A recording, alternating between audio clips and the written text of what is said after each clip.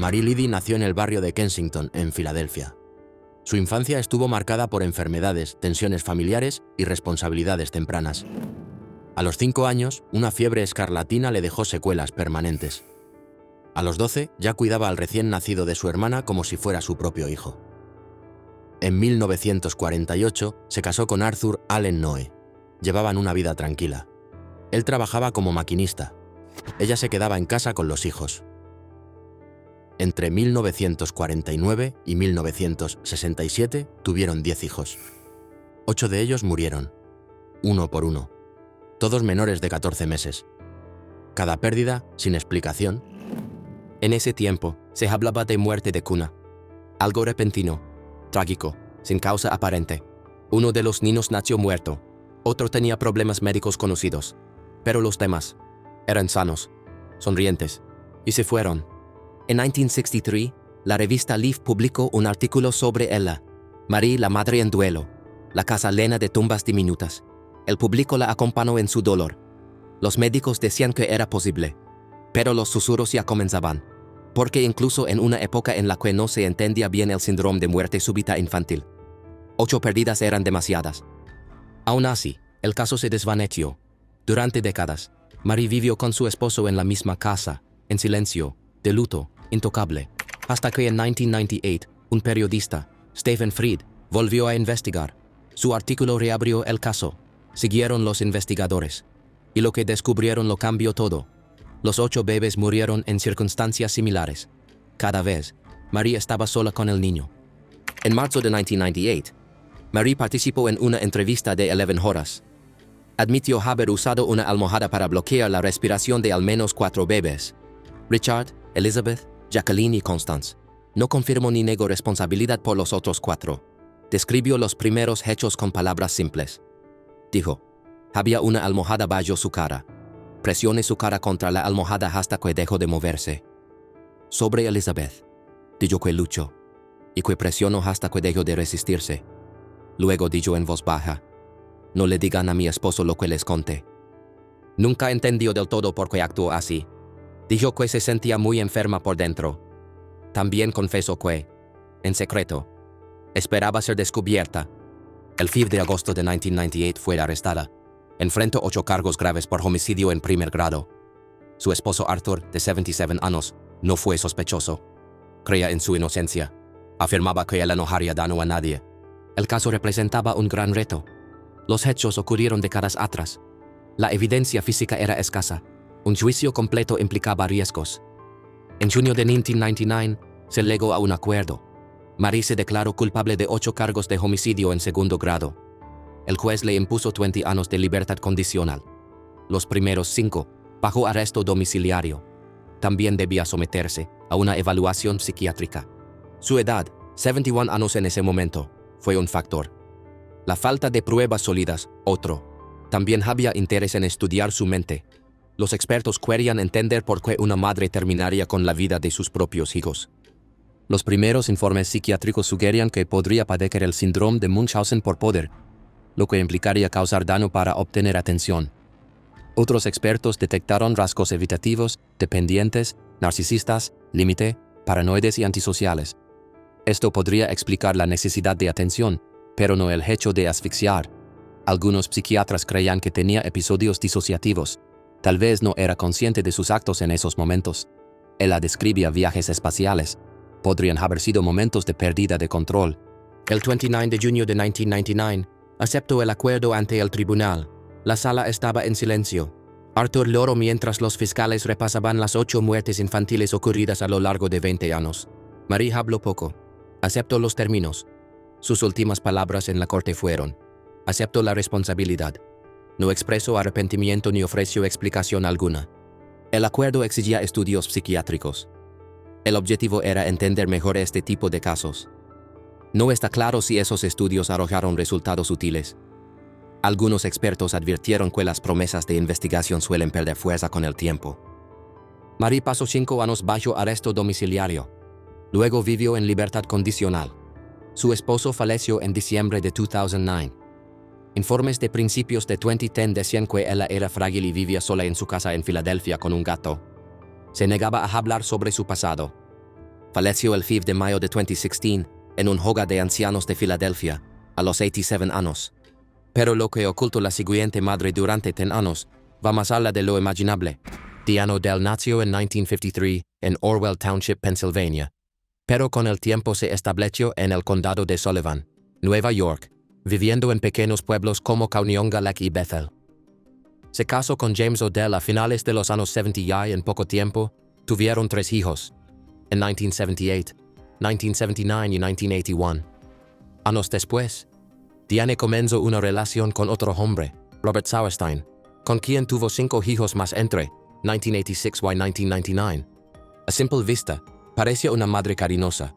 Una amiga incluso la describió como una mamá amorosa. Pero había un lado oculto. Entre 1982 y 1985, tuvo 3 embarazos que mantuvo en secreto. Cada bebé nació en soledad, en el baño de su casa. Cada uno respiró e incluso lloró por un breve momento. Después de eso, Diane les cubría la nariz y la boca, impidiéndoles respirar hasta que fallecían. A esos bebés los llamaba ilegítimos. Esto sugiere que sentía una profunda vergüenza y vivía muy aislada.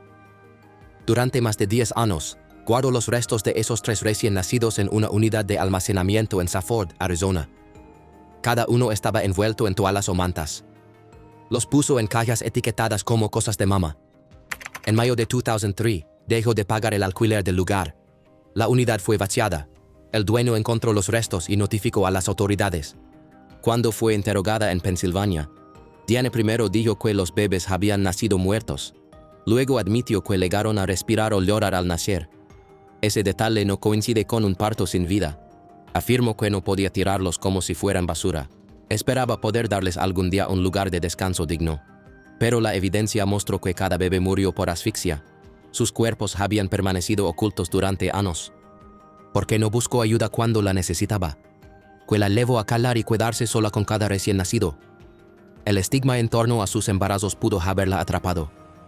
Tal vez sintió que no podía hablar con nadie. Ese aislamiento parece haberla llevado a la desesperación. En diciembre de 2003, Diane fue juzgada en el condado de Sullivan, Nueva York. Enfrentó 6 cargos por homicidio en segundo grado, 3 por cada bebé. La fiscalía afirmó que actuó con total desprecio por la vida y provocó la muerte de los bebés. Expertos en patología coincidieron. Concluyeron que la asfixia había causado la muerte de cada recién nacido. Su defensa alegó que Diane tenía traumas de su infancia. Afirmó que ocultó sus embarazos por miedo. Se refirió a abusos sufridos desde los 9 años. También dijo creer que los bebés habían nacido sin vida. No testificó pero lloró en el juicio. El jurado revisó cuidadosamente la evidencia. Rechazó los cargos más graves, pero la declaró culpable de 3 cargos por homicidio en segundo grado. Determinaron que actuó con imprudencia extrema, no con intención clara. El 27 de enero de 2004, fue condenada a 3 penas de 15, 20 a 25 años a cadena perpetua, a cumplirse de forma simultánea. Podrá solicitar libertad condicional en 2028 o 2029, dependiendo de su historial. Actualmente se encuentra en la cárcel de Bedford Hills, Nueva York. Durante la sentencia, habló entre lágrimas. Dijo: por lo que espero sea la última vez en mi vida, diré que no causó la muerte de mis hijos. Siguió insistiendo en que no era responsable. Antes de 2003, Diane no era completamente desconocida. En 1989, las autoridades encontraron un feto momificado en una maleta abandonada en un depósito de chatarra en Bethel, Nueva York. Databa de principios de los años 70. Los investigadores determinaron que fue un parto sin vida. No se presentaron cargos, ya que había vencido el plazo legal. Ese caso anterior mostraba un patrón: embarazos ocultos y restos conservados. El juez permitió incluir ese antecedente en el juicio de 2003 para entender su estado mental. No sabemos los nombres de esos bebés ni lo que llegaron a experimentar. 3 hijos posteriores nacieron en hospitales. Sobrevivieron y crecieron. Sus nacimientos fueron dentro del matrimonio y con cuidados. Los otros 3 recién nacidos llegaron al mundo en secreto y no sobrevivieron. Esos bebés siguen sin nombre. Los hijos que nacieron después siguen con vida. Tuvieron un comienzo muy distinto. Nacieron en condiciones normales y recibieron atención desde el principio. Los anteriores, nacidos en secreto, nunca tuvieron esa oportunidad. A continuación, una madre perdió a toda su familia en un solo año, o eso parecía. Jenny Lou Hickox nació en 1932 en Cordele, Georgia. Sus padres eran Ephraim, Joseph Hickox y Annie Lou Self Hickox. Creció en una granja con reglas estrictas. Esa disciplina la acompañó hasta la adultez. A los 15 años se casó con Charles Clayton Gibbs. Estuvieron casados durante 18 años antes de que empezaran a ocurrir hechos inquietantes. Janie dirigía una guardería en su casa, participaba activamente en su iglesia, enseñaba en la escuela dominical y hacía donaciones con frecuencia. A finales de 1965, todo comenzó a desmoronarse. Su esposo Charles enfermó después de comer uno de sus platos caseros. Los médicos pensaron que era un problema hepático. Su estado empeoró en el hospital. Janie le había dado sopa con un ingrediente tóxico. Murió el 21 de enero de 1966. Los doctores registraron falo hepático como causa. Janie cobró el seguro de vida. Con parte del dinero hizo donaciones a la iglesia. La comunidad sintió compasión por ella. Unos meses después, su hijo Marvin, de 13 años, enfermó y falleció el 29 de agosto de 1966. Se dijo que la causa fue hepatitis.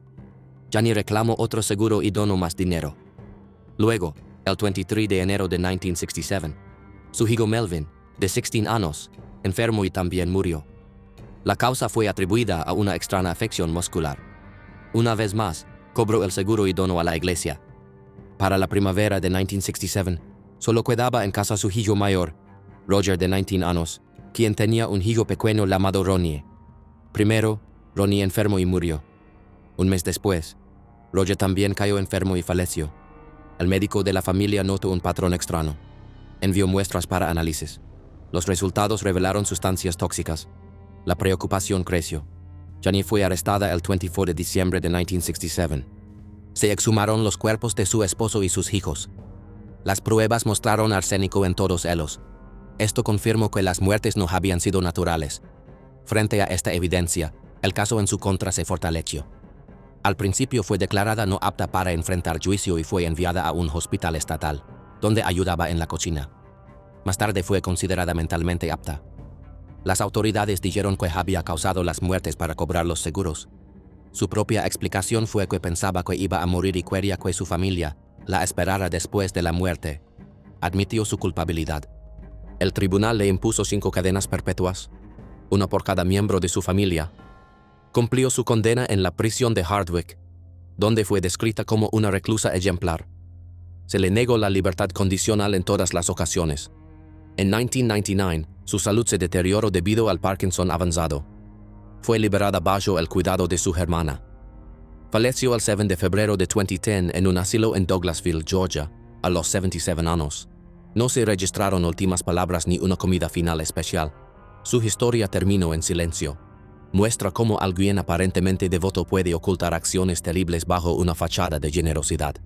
Lo que sigue: 4 hijos, 4 funerales, una madre, pero ningún cargo. Hasta que apareció una cinta. Martha Ann Johnson nació en Georgia en 1955. A principios de sus 20 años, ya se había casado 3 veces y tenía 4 hijos. Su primera hija nació en 1971. Luego, en 1975, tuvo un hijo. En 1977 se casó con Earl Bowen. Con él tuvo 2 hijos más, un varón en 1979 y una niña en 1980. En casa, el ambiente era tenso. Johnson, que en ocasiones pesaba más de 110 kilos, era vista discutiendo con frecuencia con él. Vecinos y trabajadores sociales comenzaron a notarlo. Y tras varias de esas discusiones, ocurrieron tragedias. Uno a uno, los hijos que vivían en ese hogar fueron perdiendo la vida. La primera pérdida ocurrió el 25 de septiembre de 1977. Su hijo de 2 años, James William J.W. Taylor, fue jalado inconsciente después de una siesta. Johnson lo llevó al hospital. El caso fue clasificado como síndrome de muerte súbita infantil, SIDS. 2 años después, el 30 de noviembre de 1980, su hija de 3 meses, Tabitha Janelle Bowen, también fue encontrada sin signos vitales en circunstancias similares. También se consideró SIDS. A principios de 1981, su hijo de 2 años, Earl Wayne Bowen, comenzó a sufrir convulsiones. Fue hospitalizado, su corazón se detuvo y la actividad cerebral cesó. No sobrevivió.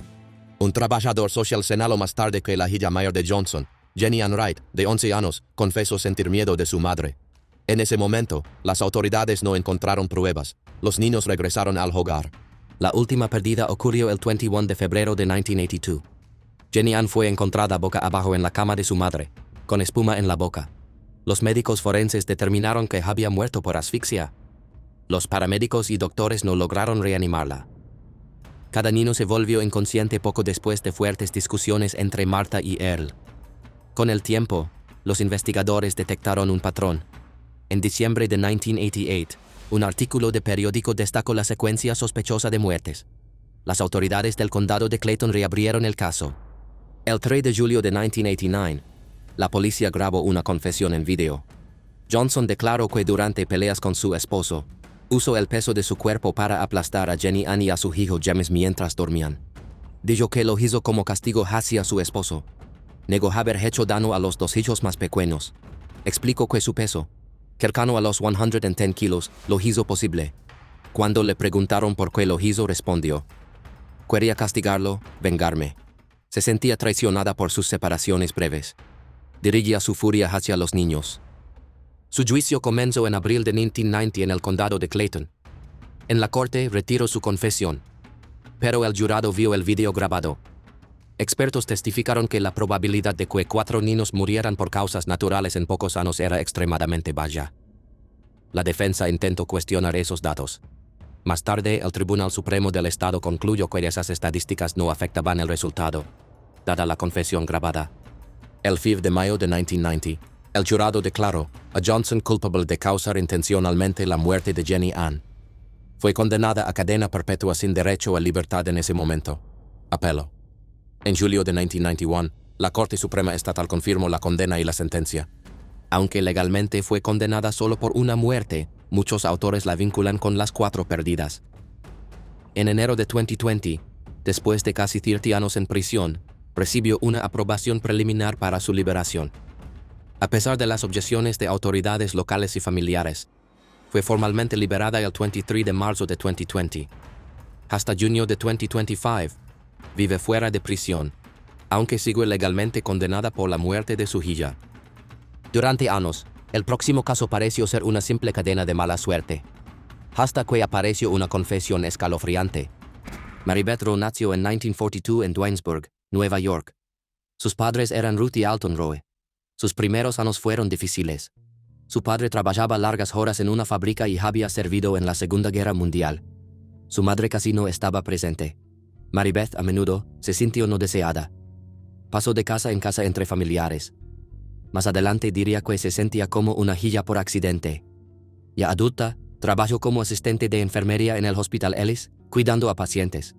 Pero también llevaba heridas emocionales profundas. Mencionó haber sufrido maltrato por parte de su padre, aunque más tarde minimizó ese impacto. Se casó con Joe Tinning y tuvieron hijos a lo largo de 14 años, entre 1971 y 1985.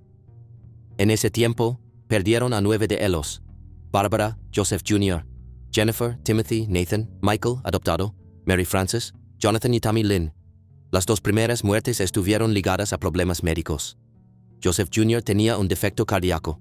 Jennifer sufrió una infección cerebral severa. Barbara murió a los 4 años por un síndrome llamado Reye. Al principio, todo parecía una cadena de enfermedades trágicas. En 1981, Michael, que había sido adoptado, también falleció. Eso descartaba las causas hereditarias. La comunidad local veía estos casos como infortunios dolorosos. Sentían compasión por Mary Beth. Pero cuando la pequeña Tammy Lynn, de solo 4 meses, murió repentinamente en diciembre de 1985, las pruebas revelaron signos de que había sido cubierta de forma que se le impidió respirar. Ese hallazgo llevó a los investigadores a revisar todas las muertes anteriores. Los expertos comenzaron a preguntarse qué podía llevar a una madre a causar daño a sus propios hijos. Algunos creían que Mary Beth buscaba atención y compasión. Especialistas detectaron señales de un trastorno llamado síndrome de Munchausen por poder, en el cual un cuidador provoca o agrava problemas de salud en alguien bajo su cuidado para recibir simpatía y cuidado. Durante una entrevista policial en 1986, Mary Beth admitió haber cubierto el rostro de 3 de sus hijos de forma que les impidió respirar: Tammy Lynn, Timothy y Nathan. El juicio comenzó el 22 de junio de 1987 en el Tribunal del Condado de Schenectady. La fiscalía presentó una declaración detallada de Mary Beth. 36 páginas. Expertos hablaron sobre su estado mental. Con sus propias palabras, ella dijo: los asfixié. El jurado creyó esa declaración. Los expertos médicos debatieron si la muerte de Tamiline fue natural o causada por asfixia. La defensa sugirió un problema genético, pero los expertos de la fiscalía dijeron que no había indicios de una enfermedad hereditaria y que los signos apuntaban a asfixia por obstrucción. El jurado deliberó durante unas 20 horas a lo largo de 3 días. Evaluaron cargos graves y alternativas menores. Finalmente, determinaron que Mary Beth era responsable de causar la muerte de sus hijos sin que hubiese un plan premeditado. Se enfocaron en su indiferencia hacia la vida, más que en una planificación. El 17 de julio de 1987, el tribunal la declaró culpable bajo ese cargo severo. Su esposo no declaró en la corte. Mary Beth lloró. Su equipo apeló, alegando que la confesión fue forzada y que la evidencia era débil. En diciembre de 1988, la apelación fue rechazada. Recibió una condena de 20 años a cadena perpetua. Fue enviada a la prisión de Bedford Hills. A lo largo de los años pidió la libertad en 6 ocasiones. En todas fue rechazada. En una audiencia en 2013, sorprendió al decir: sé que lo hice, pero no puedo decir por qué. No hay razón. El 10 de julio de 2018 se le concedió la libertad supervisada y salió de prisión el 21 de agosto de 2018, a los 75 años. Debe seguir las reglas de supervisión por el resto de su vida. Ahora Florida no había sentenciado a una mujer a la pena capital en 150 años. Hasta que llegó la siguiente madre. Judith Anna Lou Welty nació en 1943 en Quanah, Texas. Era la tercera de 4 hermanos. Su madre falleció cuando Judith tenía apenas 4 años. Ella y su hermano menor fueron enviados a vivir con sus abuelos. Más adelante, regresaron con su padre y su nueva esposa en Roswell, Nuevo México. Según los testimonios, tenía poca comida y le asignaban tareas extremadamente duras. A los 14 años, hirió a su padre, madrastra y hermanastros con grasa caliente. Esto la llevó a pasar 2 meses en un centro de detención juvenil y luego tiempo en una escuela de reforma. Terminó sus estudios alrededor de 1960 y trabajó como asistente de enfermería. A los 18 años, tuvo a su hijo Michael fuera del matrimonio. En 1962, se casó con el sargento de la Fuerza Aérea James E. Goodyear. Se establecieron en Orlando, Florida. Tras su servicio en Vietnam, James enfermó en septiembre de 1971. Sufría problemas internos graves y falleció el 16 de septiembre de 1971. En ese momento se creyó que había muerto por causas naturales. Judy cobró el seguro de vida y beneficios para veteranos. Años después, en 1984, sus restos fueron exhumados. Los análisis revelaron altos niveles de arsénico. Así se descubrió que había sido envenenado, incluso tiempo después de ser enterrado. En 1977, Judy se mudó a Colorado. Vivía con una nueva pareja llamada Bobby Joe Morris. En pocos meses, el enfermo con síntomas similares a los de James. Falleció en enero de 1978. Años más tarde se encontraron rastros de arsénico en sus restos. En aquel momento no se presentaron cargos, pero el caso fue reabierto cuando surgieron nuevos hechos. Su hijo Michael también fue envenenado con arsénico. Quedó con daños físicos graves y tuvo que dejar el ejército. El 13 de mayo de 1980, Judy los llevó a pasear en canoa por el East River de Florida. La canoa volcó. Michael, que llevaba pesados aparatos ortopédicos, se hundió y no volvió a salir. Judy cobró cerca de $100,000 por un seguro tras su muerte. En 1982, Judy conoció a un empresario llamado John Gentry. Lo convenció de tomar seguros de vida por $500,000 cada uno. Le dio pastillas que, según ella, eran vitaminas. John comenzó a enfermarse y a vomitar. En 1983, su auto explotó frente a un restaurante en Pensacola. John sobrevivió. Los investigadores encontraron que las pastillas contenían sustancias químicas peligrosas y que en el auto había piezas similares a las usadas en explosivos. Esto llevó a cargos por intento de asesinato. Tras ese incidente, las autoridades revisaron los casos anteriores. Exhumaron los restos de James Goodyear, Bobby Morris y Michael. Todos mostraban signos de arsénico. Judy fue arrestada el 11 de enero de 1984. En marzo de ese mismo año fue juzgada por la muerte de Michael y el intento de asesinato de Gentry. En los tribunales, la apodaron la Viuda Negra. El juicio duró 9 días. El jurado la declaró culpable.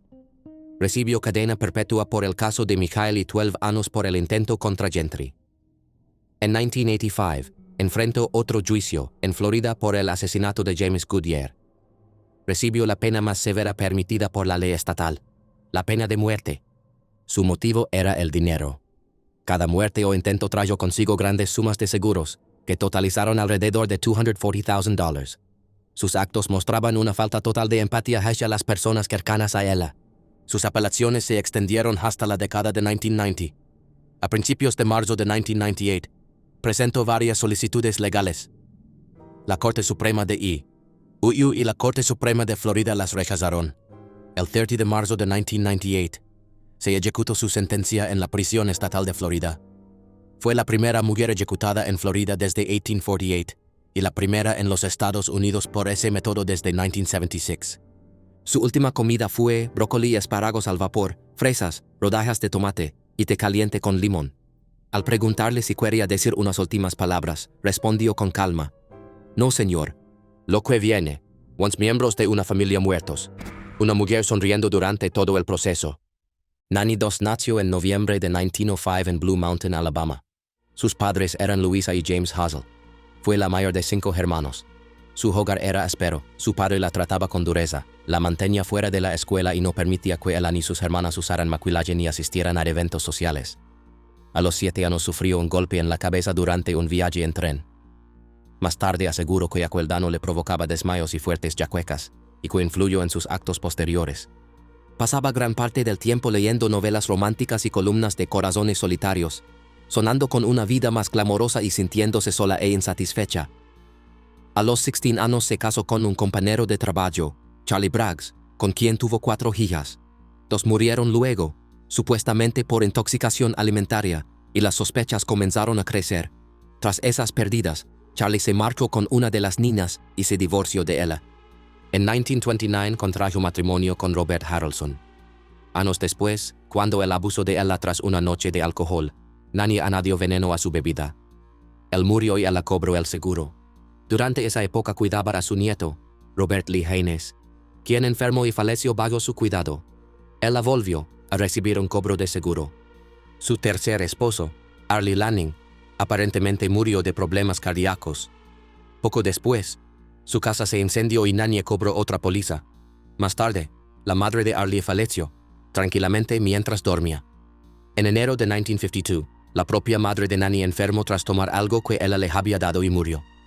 Unos meses después, Nanny se casó con Richard Morton y a los 3 meses lo envenenó. En junio de 1953 se casó con Samuel Doss. Para entonces, los incidentes previos ya levantaban dudas. En octubre de 1954, Samuel enfermó y falleció el día 12. La autopsia reveló altos niveles de arsénico, lo que inició una investigación. Arrestaron a Nanny poco después. Durante el interrogatorio se rió sin control, ganándose el apodo de Giggling Granny, la abuela risueña. Confesó haber provocado la muerte de 11 personas, 4 esposos, 2 de sus hijas, una hermana, su madre, 2 nietos y una ex-suegra. Las autoridades se centraron en el caso de Samuel. En mayo de 1955 se declaró culpable en Oklahoma. La fiscalía renunció a solicitar la pena máxima. Fue diagnosticada con graves trastornos mentales y condenada a cadena perpetua. En el tribunal, reía cuando le preguntaban por sus elecciones. Al cuestionarle por qué había envenenado a un familiar, volvió a reír y respondió: «Lo hice simplemente». Esa actitud mostraba un contraste inquietante entre su apariencia serena y el daño causado. Pasó sus últimos años en el hospital penitenciario y murió el 2 de junio de 1965, a los 59 años. A lo largo de su vida, sus lesiones tempranas, las dificultades familiares, su deseo de escapar y la búsqueda de ganancias económicas se mezclaron en una serie de crímenes donde siempre empleó veneno en situaciones que controlaba. La próxima mujer buscaba seguridad, y tomó vidas para conseguirla.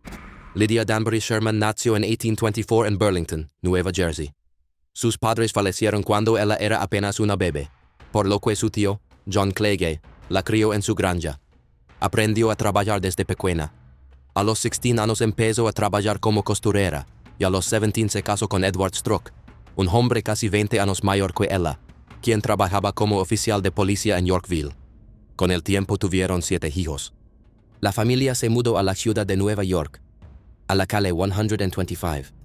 En 1863, Edward se vio envuelto en un escándalo tras la muerte de un detective relacionado con un caso. Perdió su trabajo y cayó en una profunda depresión. Incapaz de mantener a su familia, Lydia tomó una decisión final. En 1864, le dio avena con arsénico. Edward enfermó gravemente y murió tras varias horas de sufrimiento. 6 semanas después, hizo lo mismo con 3 de sus propios hijos, quienes también fallecieron. Ese mismo año, los otros 3 hijos se enfermaron y también murieron. Se reportó que tenían fiebre tifoidea y los médicos no sospecharon nada más. Poco después, Lydia abandonó la ciudad. En 1867 apareció en Stratford, Connecticut, donde comenzó a trabajar como enfermera. Ali conoció a Dennis Hurlburt, un rico granjero viudo. Se casaron en 1868. En público, él le mostraba mucho afecto hacia él, lo cual ayudaba a disminuir las sospechas. Poco después del matrimonio, Hurlburt cambió su testamento para dejarle todos sus bienes. Luego enfermó gravemente. Tras su muerte, un examen médico reveló que tenía arsénico en su cuerpo. Lydia heredó su casa y cerca de $10,000, una fortuna para la época. En 1870, Lydia fue contratada como ama de llaves por Horacio N. Sherman, otro viudo que vivía con sus 2 hijos, Frankie y Ada. Meses después de su legada, Frankie enfermó y falleció. Poco tiempo después, Ada también murió. Finalmente, Horacio enfermó. Lydia afirmó que solo había intentado envenenar a los niños y que el arsénico había llegado al vaso de sidra de Horacio por accidente, creyendo que era un ingrediente para hornear. Un médico de Yale se alarmó por la muerte repentina y ordenó un examen del cuerpo, que reveló rastros de arsénico. También pidió exhumar los cuerpos de los niños y de Hurlburt, y todos mostraron señales de envenenamiento. Lydia fue arrestada en New Brunswick, Nueva Jersey, el 7 de junio de 1871. Fue juzgada en New Haven en 1872 por la muerte de Horatio. El juicio duró 8 días. Un químico de Yale presentó las pruebas científicas realizadas a los restos exhumados, usando varios métodos para evitar críticas como las de un caso anterior. Lydia insistió en que era inocente. Pidió declarar en la corte, pero no se le permitió. El jurado aceptó las pruebas científicas y la declaró culpable de causar la muerte de Horatio. El 11 de enero de 1873, el juez Sanford la condenó a cadena perpetua en la prisión estatal de Wethersfield. Durante su tiempo en prisión, Lydia dio una confesión completa. Al principio negó haber dañado a nadie, pero más tarde, en 1873, admitió haber envenenado a 3 esposos y a 4 de sus hijos. Como no sabía leer ni escribir bien, le dictó su historia a un guardia, quien la tituló La demonio del veneno. Lydia explicó que actuó por miedo a la pobreza y el deseo de una vida más cómoda. En al menos un caso, quedó claro que su motivo fue el dinero. El testamento de Hurlburt lo confirma. En junio de 1877, fingió estar enferma y escapó con ayuda de algunos amigos y de una matrona de prisión descuidada. Se fue a Providence, Rhode Island, donde usó un nombre falso y se alojó con la esposa de un hotelero. Fue localizada y devuelta rápidamente a Wethersfield. El 16 de mayo de 1878, tras varias semanas de luchar contra el cáncer, falleció aún bajo custodia. Lo que sigue: una mujer, 5 funerales, y un pueblo que nunca hizo preguntas.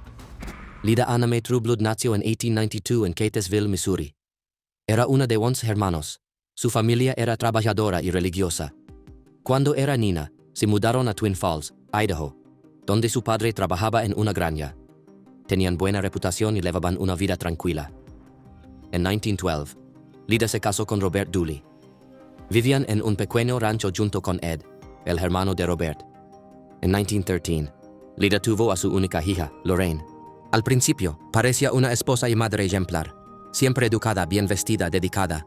Pero los eventos que vinieron después mostraron un lado muy diferente.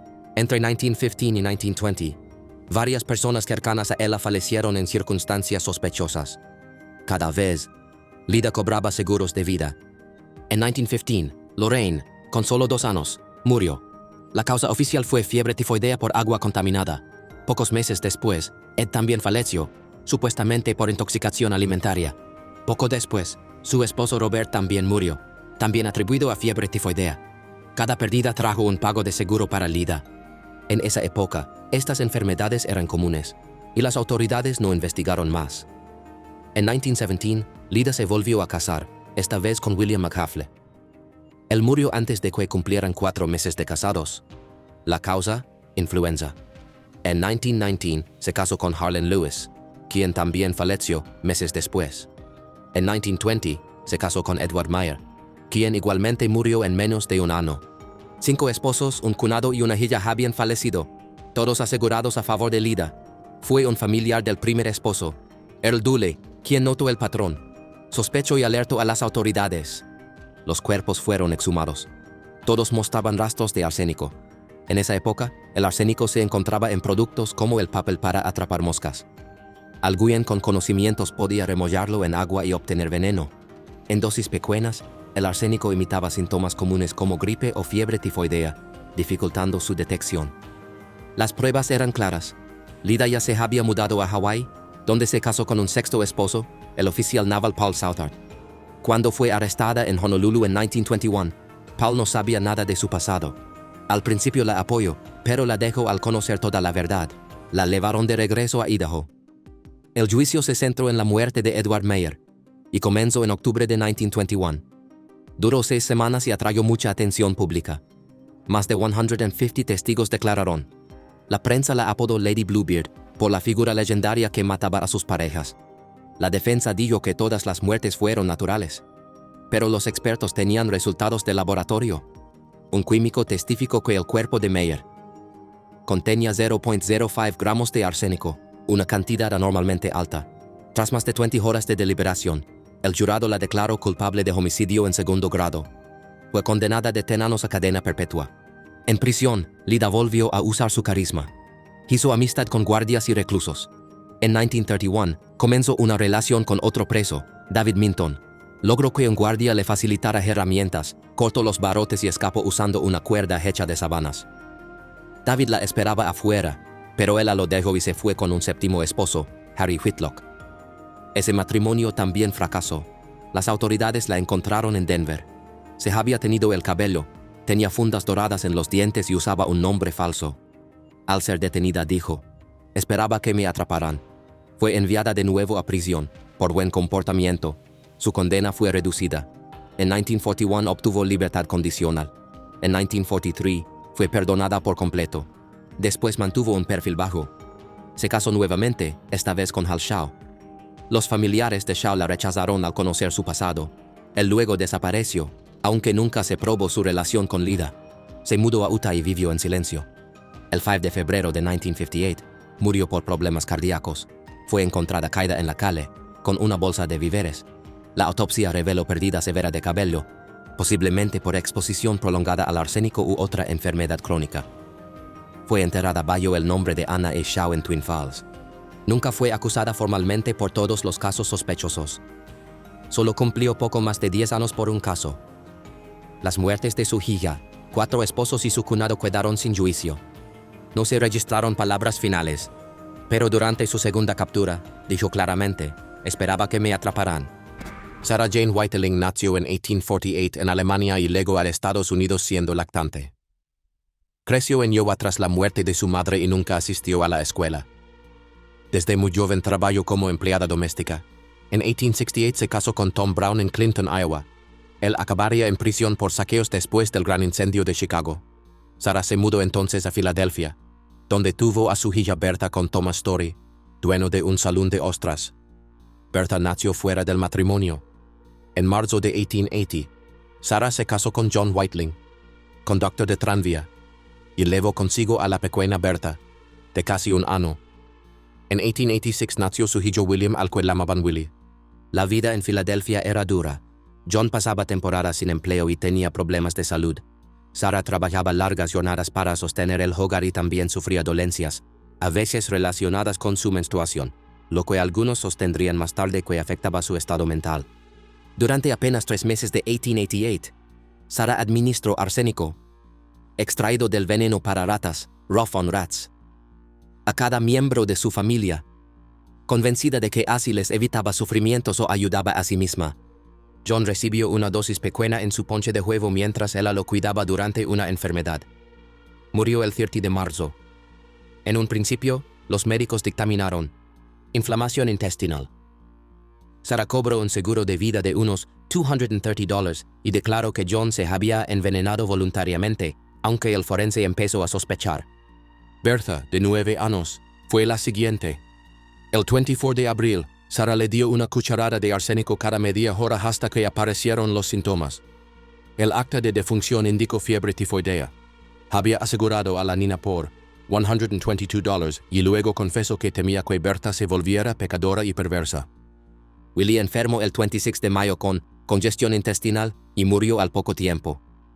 Tenía 2 pólizas que sumaban unos $47. Sarah dijo después que el niño le dificultaba encontrar trabajo. 3 muertes tan próximas encendieron las alarmas. El forense Ashbridge ordenó exhumar los cuerpos. El Dr. Lefman jaló niveles altos de arsénico en los 3. Sarah fue arrestada y vigilada estrechamente debido a su estado nervioso. Inicialmente admitió envenenar a los niños durante momentos de angustia, pero negó haber dado veneno a John, insistiendo en que él mismo lo ingirió. En noviembre de 1888, fue juzgada por la muerte de Berta, el caso con pruebas más sólidas.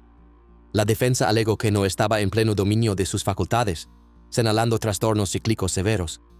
El jurado no lo aceptó. Vieron que espació cada envenenamiento, contrató seguros y utilizó los cobros para funerales y deudas. Tras solo 90 minutos de deliberación, la declararon culpable de asesinato premeditado.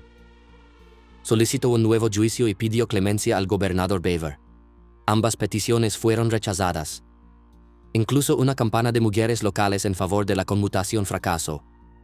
El 25 de junio de 1889, Sarah fue ahorcada en la prisión de Moyamensing, convirtiéndose en la primera mujer ejecutada en el condado de Filadelfia. Justo antes de abrirse la trampilla, susurró una oración. No pronunció palabras dramáticas. Fue declarada muerta unos minutos después.